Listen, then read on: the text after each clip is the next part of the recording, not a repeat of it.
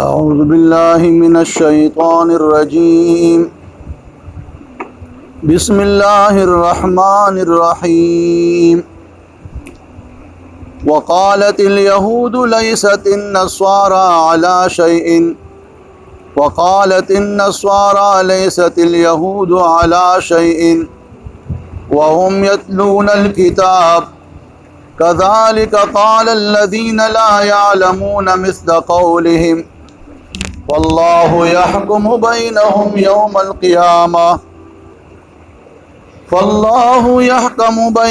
يوم القيامة فيما كانوا فيه يختلفون. ومن أظلم ممن منع مساجد الله أن يذكر فيها اسمه وسعى في خرابها أولئك ما كان لهم أن يدخلوها إلا خائفين لهم في الدنيا خزي ولهم في الآخرة عذاب عظيم.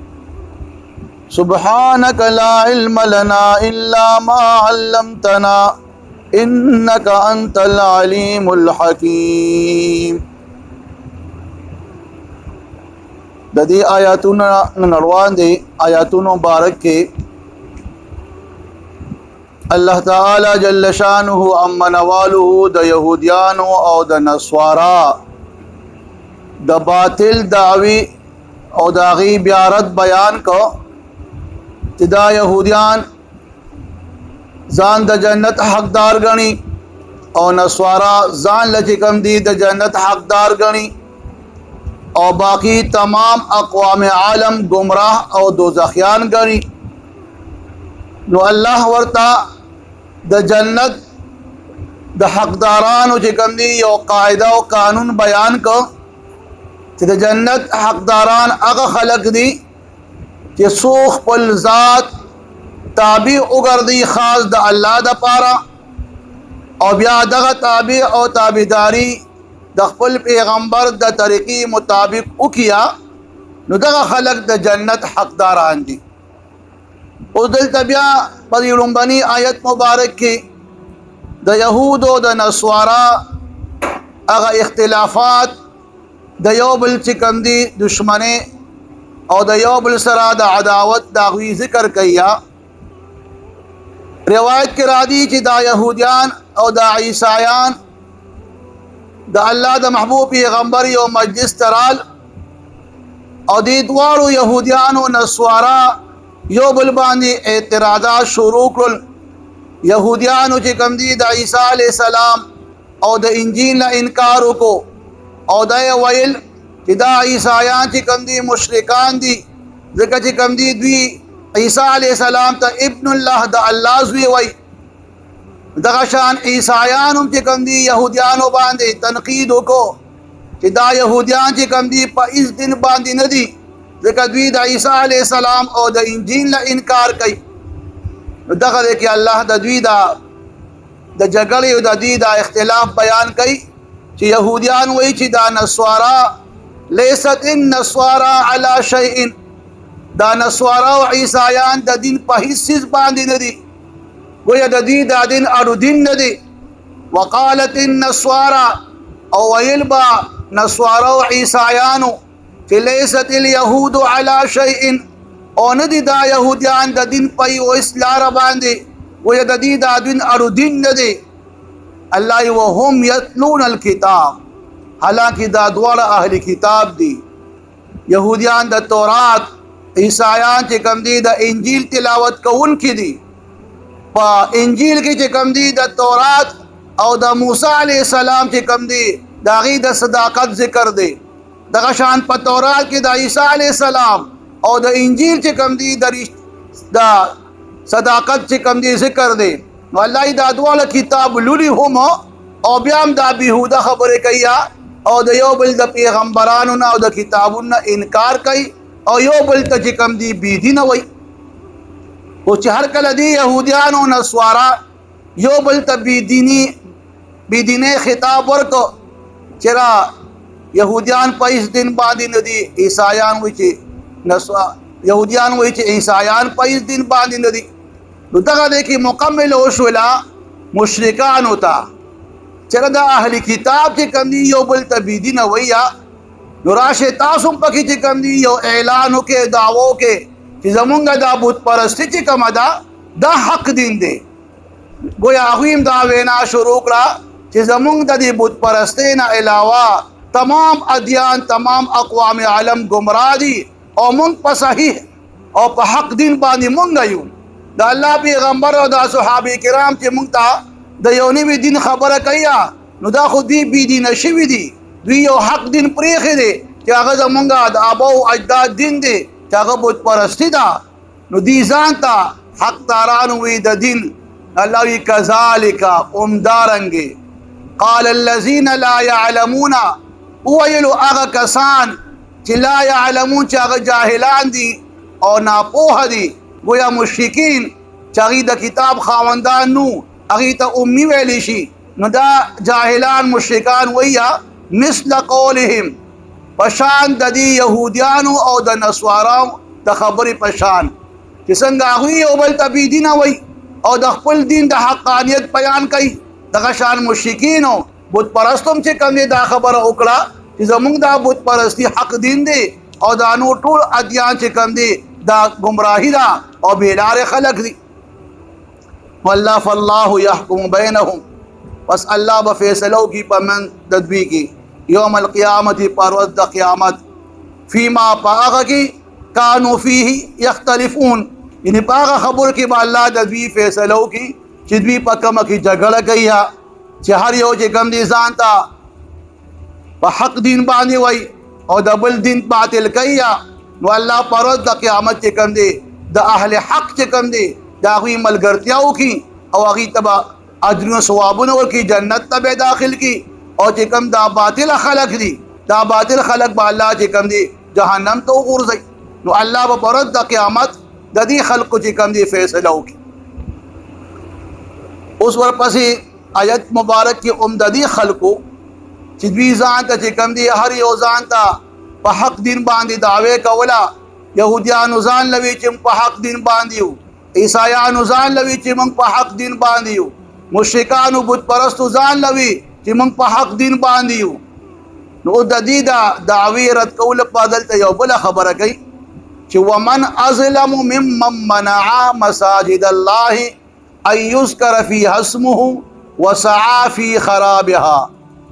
سوق دې زیات ظالم ممن د هغه چانا منع چې منکای مساجد الله د الله د جمعتونو نه ان يذكر چې یاد لشي او یا واغستل شي فيها په دغه جمعتونو کې اسمه د الله نامه وسعى في خرابها او دا هغه کس چې هغه په دې جمعتونو کې خرابي او فساد پیدا کوي نو دغه کس د لوی ظالم بل ظالم نشتا. ویا الله دی مشرکین ہوتا يهوديان ہوتا عیسایان ہوتا دلتا د ظلم چې د لوی ظالمان خلق دي چې دوی چې کوم دي د الله د کورونه چې کوم دي خلق منکای او د الله کورونه چې کوم دي نواري. نو روایت کرا دي د دې بارکه مفسرین حضرات شان نزول کې دوا اقوال نقل کړي. یو قول دا نقل کړي چې کله دي يهوديانو حضرت یحیی علیه السلام چې کوم دي هغه قتل کو نو د عیسایانو په لکه د يهوديانو سره یو قسمه په لکه انتقام هغه بدلی هغه جوش پیدا شو. نو د روم بادشاہ چې هغه عیسایو او رومیان ټول عیسایانو دي د روم عیسایانو دا مجوسی د عراق یا د شام کې کوم دي بادشاہ بخت نصر یادېږي. مجوسی بادشاہ د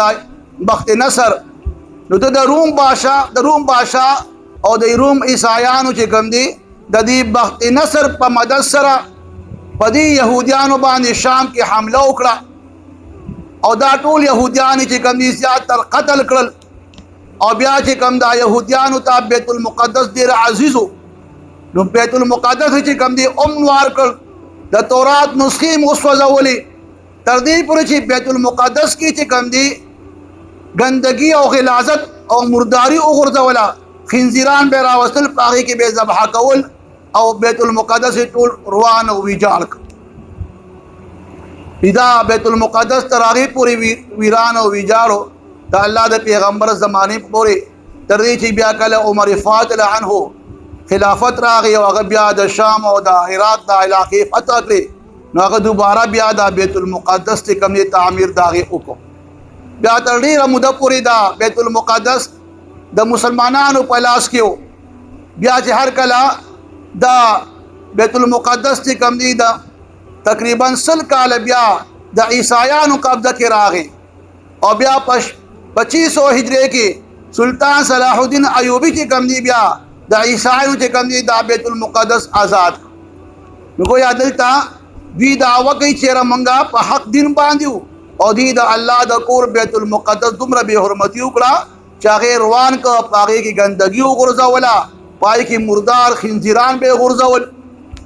او دویم قول دا دی چې د الله محبوب پیغمبر چې کلا عمره په اراده سره سوال لسوا صحابه کرام سره د مدینه منوره نه روانيږي مکی معظمه تزي نو دی مشرکین چې کم دي چې کلا وی خبر شو نو د حدیبی مقام کې ایثار کړل دا مؤمنان چې تاسو به کم دي مکی معظمه ته نه راځي د کچې دا غین روان دي په غزوه بدر کې دا ویل ویل سرداران وجل شو دا غي پړه کې دا انتقام غور بلیدو نو دی نشه برداشت کولی چې د الله پیغمبر او مؤمنان راشي صحابه کرام او مسجد حرام کې چې کوم دي طوافونه دي او بیا عمره دي ادا کړي د الله پیغمبر او صحابه کرام منع کړل الله پیغمبر بیا د مصلحت په بنا باندې هغه سره صلح وکړه چې ردی کال بچ کم دي تاسو مشکین تاسو بن نه را دي بل کال به تاسو را دي او عمره ادا کړي نو بهر حال دلته مشکین هم د الله پیغمبر او صحابه کرام د مسجد حرام کې د عبادت نه منع کړل نو الله وی سو په ویلوي ظالم دا کسنا چې خلق من کوي د الله د پکور کې د الله د ذکر نه او بیا د الله پکور کې چې کوم دي خرابي راولي د نه بل غړ ظالم نشتا دلته علما فرمایي چې اگر چې دا کدا آیت مبارک د غدوالو اقوال ته د دې نسبت وکړي شي خو لیکن دا حکم اوس عام دی تمام جماعتونه الله تعالی زیات خوخ دي د الله کورونه دي د الله کور چې کوم دي دا په تمام دنیا په مقدس مکه باندې الله د خوخ زيونه دي ولهدا پدې کې تمام جماعتونه سره دا مسجد حرام مسجد نبوي بیت المقدس دا ټول او د شان په تمام دنیا کې څومره مساجد دي هغه لپاره دا حکم اوس عام دي چې څوک د الله د کور نه څوک منع کوي د مانځنه د ذکر نه یا د الله په کور کې خرابي راولي نو دا غنه بل غټ به ظالم بل نشتا اگر چې دا درې واړه جمعتونه چې کوم مسجد حرام دی مسجد نبوي دی او دغه شان بیت المقدس دی د دې ځان له یو خپل حیثیت دی یو خپل مقام او عظمت دی پدې کې د عبادت او ثواب الله چې کوم دی په مسجد حرام کې د یوم ثواب په 1,00,000 برابر دی مسجد نبوي کې چې کوم دی په 50 سره چې کوم دی یوم ثواب برابر دی بیت المقدس کې چې کوم دی 50,000 یادیا ندی هغه خپل حیثیت په خپل ځای باندې دی خو لیکن دغه شان څنګه چې الله دغه جماعتونو د آداب او د احترام ذکر کیا چې دی جماعتونو کې به تاسو چې کوم دي څوک منع کویم نه د خلق د الله د ذکر نه او نه بچ کوم دي پدې کې څه خرابي راولي دغه شان په مقدس مکه په تمام دنیا کې څومره جماعتونو چې کوم دي داغي بارکه دا حکم دي چې دا د الله کورونه دي او تاسو به دې کورونو چې کوم دي احترام او ادب کوي اوس د ادب په لحاظ سره ټول مساجد یو شان شو اوس چې کوم دي د جمعاتونو په آدابو کې یو ادب دا هم دی چې دا جماعت دا د الله کور دی. اوس چې دې کور ته څوک راځي د مانځه دپاره او یا چې کوم دی په دې جماعت کې بیا تلاوت کوي، ذکر و اذکار کوي، نو د دې نه چې څوک خلق منع کوي نو هغه د دې آیات مصداق ګرځي. وایي د جماعت چې کوم دی دې نه څوک د عبادت نه څوک منع کولی نشي، نه د الله د ذکر نه. لومړنۍ خبره خدا ده. دویم چې هر کله یو سړی جماعت ته راغی او په دغه جماعت کې څه خلق ناست وي، څه خلق لګیا وي مونځونه کوي، تلاوت کوي، ذکر و اذکار کوي، او څه پکې ناست دی دنیاوي خبرې کوي او شور و شوغا کوي، او د هغې هغه شور چې کوم دی د هغه مونځګزار و مونځ کې خلل راولي، دغه شان په ذکر کې تسبیحاتو کې خلل راولي. وي دا هم دغه خلق هم د دې آیات مصداق دي. دغه خلق هم ظالمان دي چې دا مونځګزارو په د مونځ په دوران کې یا په جماعت کې هسې ناست دي، که څوک پکې شته او که نشته، او جماعت کې ناست دي او داسې په زوره خبرې کوي او شور و غوغا کوي او د جماعت هغه بې احترامي کوي، بې ادبي کوي، نو دغه خلق هم د دې آیات مصداق دي. دغه خلق هم ډېر لوی ظالمان دي. بل د جماعتو د آداب باره کې چې هر کله یو سړی جماعت ته راځي نو دا جماعت دا د الله کور دی، دا د الله یو شاهي دربار دی.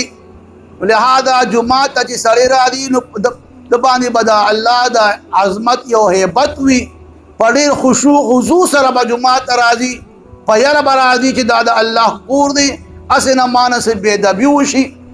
نو دا خبره هم ذهن کې وي چې ردی چې کوم دی جماعت ته راځي نو د باندې به یو هیبت او عظمت د الله تعالی او خشوع خضوع چې کوم دی دا به تعریف وي. والعلماء فرمایي چې کله تاسو جماعت ته راشئ نو د جمعه کې څوک تلاوت کوي یا څوک نوافل کوي یا څوک تسبیحات وایي، نو لہذا ستاسو دا عبادات دي د یو بل په عبادت کې خلل نه راولي. و یو سړی چې کوم دی مونځ ته ولاړ دی او بل د قرآن مجید تلاوت په اوچت آواز باندې کوي یا ذکر و اذکار په اوچت آواز باندې کوي، نو دغه دی کې دا کم کس چې دا تلاوت کوي یا ذکر و اذکار کوي پکار دی چې دغه دی کې د مونځ کوونکو خلکو د مونځ هغه احترام وکړي چې هغې مونځ کې خلل را نشي. نو لہذا تلاوت دی په داسې آواز کې کوي چې د هغه په مونځ کې خلل را نشي، یا دغه شان تسبیحات ذکر و اذکار چې کوي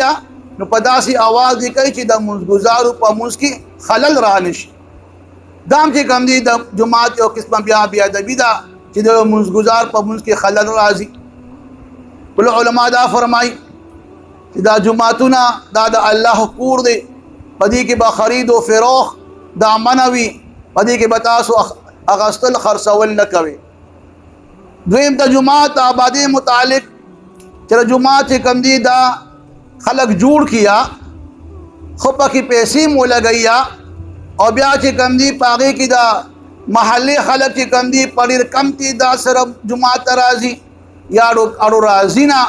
نو دا هم د جماعت د خرابۍ یو قسمه څیز دی. لہذا چې جماعت آباد شو نو جماعت چې کوم دی آبادیږي په مونځګزارو باندې. انما یعمر مساجد الله من آمن بالله واليوم الآخر واقام الصلاة وآتى الزکاة ولم یخش الا الله. بشکه کم خلق چې جماعت آبادی نو دا هغه خلق دی چې د الله په ذات باندې ایمان وي، ورځ د آخرت مني، بیا پکې مونځ قائم یا زکات ورکوي او د الله نه ما سوا د بل چا نه یریږي. نو لہذا د جماعت آبادی د جماعت خایس دا د مونځګزارو باندې دی، تلاوت کوونکو باندې دی او ذکر اذکار کوونکو باندې دی چې را بدی کې دی چې کوم خلق منځونه کوي یا تلاوت دی کوي، ذکر او اذکار دی کوي. بیا علما دا فرمایي چې جماعت ته چې کوم دی تاسو واړه ماشومان، داسې ماشومان چې هغه نه پوهېږي او تاسو هغه ځان سره راولئ او هغې بیا د مونځ په دوران کې چې کوم دی د مونځګزارو مونځ کې خلل راولي، کله کله په جړا شي ماشوم هغه نه پوهېږي، کله چې کوم دی هغه پکې بیا منډې وهي یو خوا بل خوا، نو د ټول هغه مونځګزارو هغه مونځ کې خلل راځي. نو لہذا داسې ماشومان چې هغه ناپوهی او هغه پدې نه پويږي چې را دا مونږ دې کدا سیس دي لہذا داسې ماشومان جماعت ته راوستل نه دي پکار. دغه شان جماعت ته پاگل نه ونی چاغه نه پويږي پاگل وي لہذا پاگلان او لیونی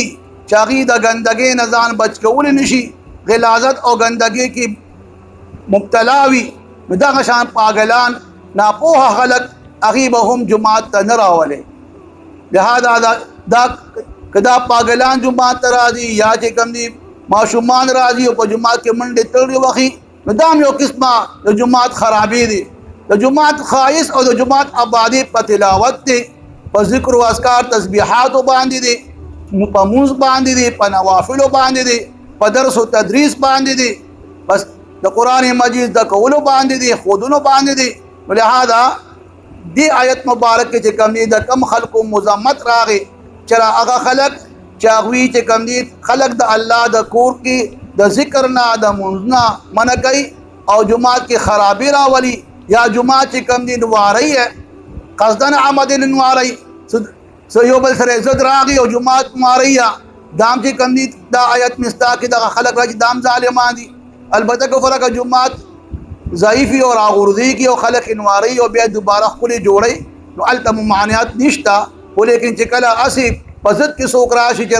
دا جماعت کم نه زما د پلار نکدي او دې کې سپریدم نه او دا چې کم نه زنوارو ما نو دغه سړی هم پدې د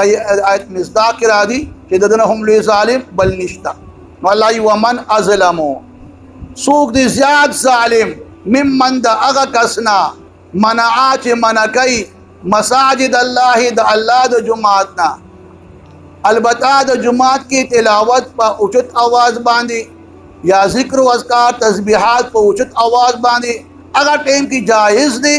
چې نور خلک چې کم دي بل عبادت کې مشغوله نه وي. گویا هغه ټول چې کم دي ذکر اذکار کوي په یو ځای باندې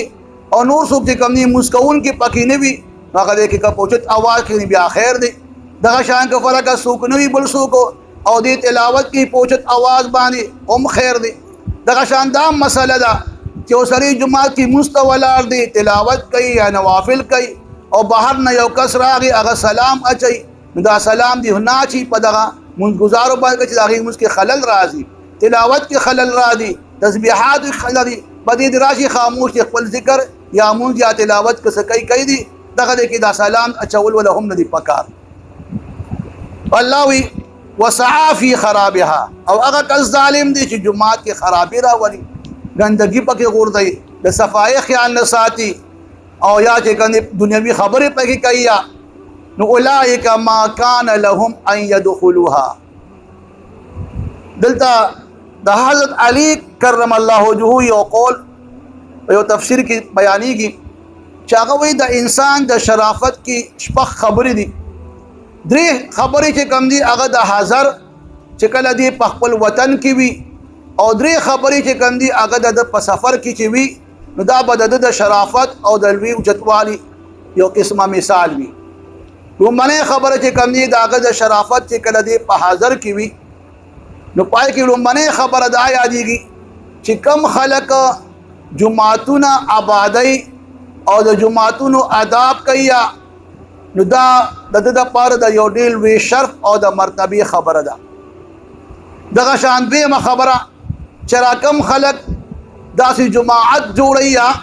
چې هغه د دین په کار کې یو بل سره امداد کوي. او درېمه خبره چې په حاضر کې چې کم دی هغه یادای چې هغه دا حسن اخلاق بهترین اخلاق ذکر کوي چې کم سړی د خپل اخلاق او مالک وي دا هم دغه د شرافت یو نه خدا. او په سفر کې زیات تر چې کم دي هغه دا فرمای چې کله سړی یو سفر کې روانيږي ملګری ورسره یا ظاهر خا چې کله کله ملګری پکې غریبانان هم وي نو دې په دې نسر ځان ته چې کم دي د سفر هغه سامان لږ زیات اخلي چې کم کسان پکې موږ سره غریبانان وي چې داغي چې کم دي امداد وکړي شي او هغه ته په سفر کې څه تکلیف او مشکلات نه وي. بل په سفر کې چې کم دي یو بل سره خوش طبي کول چې هغه د شریعت مطابق وي نو دام د شرافت د پاره چې ملګری د خوشاله او دغه شان د ملګرو د ضرورت او خیال ساتل. لہذا پای کی یو خبره دا د جماعت د آبادولو دا چې کم سړی د جماعت آبادی مراد نه دا دی چې جماعت کې مونځ کوي، تلاوت کی، ذکر و اذکار کوي، د جماعت د صفای او د پاکیزګۍ طهارت خیال ساتي، دا د شرافت او د مرتبه یو لویه نښه او علامه ده. اولئک ما کان لهم ان يدخلوها الا خائفین. الله وی ندی مناسب دغه خلقو ته چې داخل شي دی جماعتونو ته مگر په داسې حال کې داخلي کې چې دی یریدون کې وی خائفین وی. گویا دا الله کور چې کمی دا شاهی دربار دی، دا به عام کور نه غني، عام چې کم دی حجرا یا عام چې کم دی بیٹک به نه غني، دا د الله شاهی دربار دی. او څوک چې د الله شاهی دربار ته راځي نو په ډېر احترام او ادب سره په ځان باندې به یره راوستي وي دا د الله کور دی، اسنا زمانه بېدبي ونشي، د الله د کور چې کم دی بېدبي رانوشي او د الله د غضب مستحق نه ګرځم. وی اولئک ندی شان د دغه خلقو چرا دوی داخل شي دی جماعتونو ته مگر په داسې حال کې چې خائفین یریدون کې وي. لهم فی الدنیا خزي،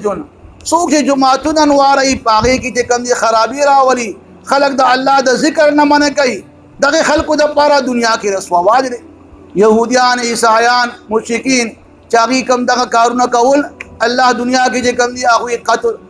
قتل کړی شو، هغه غزواتو کې قید بند کړال، او بیا يهوديان چې کم دي وطن اوځي شو، هغه باندې جزيه رااله، بیا دا د دې د دنیا رسوایی دي. ولهم فی الاخرة عذاب عظیم، او بیا اشتد وی د پاره د آخرت هغه عذاب چې لوی عذاب دی چې هغه د جهنم اور دی. وقالت اليهود ليست النصارى على شيء، ويلب يهود چې ندي دا نصارا د دین په هیڅ لار باندې. وقالت النصارى او ويلب عیسایانو ليست اليهود على شيء، ندي دا يهودان د دین په هیڅ لار باندې. وهم يتلون الكتاب، حالانکه دی لستلو کتاب لرا. كذلك دغرنگی قال الذين لا يعلمون، ويلب اغا کسان چې هغه جاهلانو چې مراتنا بت پرس او مشرکین دي، مثل قولهم د دوی د وینا پشان اغي ځان ته چې رمنګ په دین حق باندې. فالله يحكم بينهم، پس الله به فیصلو کی پمن د دوی کی یوم القیامت پر ورځ د قیامت، فيما پاغه خبرو کې کانو فيه يختلفون، ادوی چې پاغه خبرو کې دوی جګړه کولی، اختلاف کولو. ومن ازلم، سوق دی زیاد ظالم، ممن د هغه کسنا منع چې منکای خلق مساجد الله د الله د کورنا، ان یذکر فیها اسمه، چې واغستل شي یا ذکر شي په دغه جماعت کې د الله په کور کې نام د الله. وسعى في خرابها، او خرابی راولی کوشش کوي د الله د کورونو د خرابېدو او د هغې د ویران کېدو. اولئک دا کسان ما کان لهم، ندی شان د دوی د داسې خلکو شان نه دی، ان يدخلوها چې داخل شي د الله کور ته الا خائفین مگر په یره باندې. لهم فی الدنیا، شته دوی د پاره په دنیا کې خزي رسوایی، ولهم فی الاخرة، او شته دوی د پاره په آخرت کې عذاب عظیم لوی عذاب. وقالت اليهود، ويل يهوديانو ليست النصارى، چې ندي د نصارا على شيء په د دین په هیڅ لار باندې. وقالت النصارى او ويل عیسایانو ليست اليهود، چې ندي د يهوديان على شيء د دین په هیڅ لار باندې. وهم يتلون الكتاب، حالانکه دې دوالو کتاب لستلو. كذلك دارنگی قال الذين ويلب اغا کسان لا يعلمون، چاغوی جاهلانو اغین دا وینا شروع کړه، مثل قولهم د دوی د وینا پشان چې مونږ په حق دین باندې یو چې هغه بت پرس او مشرکینو. فالله، پس الله به يحكم فیصلو کی بینهم پمن د دوی کې یوم القیامت پر ورځ د قیامت، فيما پاغه خبرو کې کانو ادوی فيه چې په دغه خبرو کې یختلفون جګړه کولی، اختلاف کولو. ومن ازلم، سوق دی زیاد ظالم، ممن د هغه کسنا منع چې منکای خلق مساجد الله د الله د کورنا، ان یذکر چې واغستلی شي یا یاد کړی شي فيها पदगा जुमातुन के द अल्लाह पकुरुन के इस्मुहु द अल्लाह नामा वसआफी खराबिहा और कोशिश कई द अल्लाह द कुरुन दरवाने दो उलाइका नदिशान दगे माकान लहुम नदिशान दगे खल्को अन यदखुलूहा कि दाखिल शिदी जुमातुन ता इल्ला खाइफिन मगर पर बांधी लहुम फिद दुनिया तदबीद पारा प दुनिया की खिज़्जुन रिसवाई व लहुम फिल आखिरति और तदबीद पारा आखिरत के अज़ाबुन अज़ीम अज़ाब लुई। अल्लाहुम्मा सल्लि अला सय्यिदिना व मौलाना मुहम्मदिन व आलिहि व इत्रतिहि बिकुल्लि मालूमिन लक इलाहुकुम इलाहुन वाहिद ला इलाहा इल्ला हुवर रहमानुर रहीम अलिफ लाम मीम अल्लाहु ला इलाहा इल्ला हुवल हय्युल क़य्यूम रब्बना आतिना फिद दुनिया हसना व फिल आखिरति हसना व क़िना अज़ाबन नार। इलाहुल आलमीन मुतूलता तो कुरान मजीद मुबारक फ़हम हासिल की या अल्लाह हम तो कुरान मजीद कौल तौफ़ीक़ राख या अल्लाह मात सही तर्जुमे और तफसीर कौल तौफ़ीक़ राख या अल्लाह कम अहकामात कुरान मजीद के बयान दी पद घटूल मुतअमल कौल आसान के और या अल्लाह घटूल मुहर्रमात ममनुआत नबज उसाती। इलाहुल आलमीन तमाम मुमिनान मुर्दिगान मग़फ़िरत नसीब के या अल्लाह बीमारान होता सद कामिला नसीब कर दे या अल्लाह दिन परेशानी तकलीफ़ात मुश्किलात रफ़ के या अल्लाह दम शरी हाजात दखल गैबी ख़जानू न पूरा के और या अल्लाह बटूल द कामिल ईमान खावंदान के या अल्लाह बटूल नेकान सालिहान के या अल्लाह जिंदा बची नेकान सालिहान के या अल्लाह जिन बीबियान नेकान सालिहान के या अल्लाह स्ता बंदिगान आजिज़ कमज़ोर ख़ताकार गुनाहगार या अल्लाह जिन गुनाहों न माफ़ या अल्लाह जिन नरादिश ख़ातिमम बिल ईमान नसीब के या अल्लाह हम तक़ब्बल ईमान साबित कदमी नसीब कर दे और या अल्लाह गटूल द क़ब्र द अज़ाब ना द जहन्नम द अज़ाब न बच के और या अल्लाह मुटूल ता जन्नतुल फिरदौस के आला मुकाम नसीब कर दे। व सल्लल्लाहु तआला अला खैर खल्क़िही मुहम्मदिन व आलिहि व अस्हाबिही अजमाइन आमीन बिरहमतिका या अरहमर राहिमीन।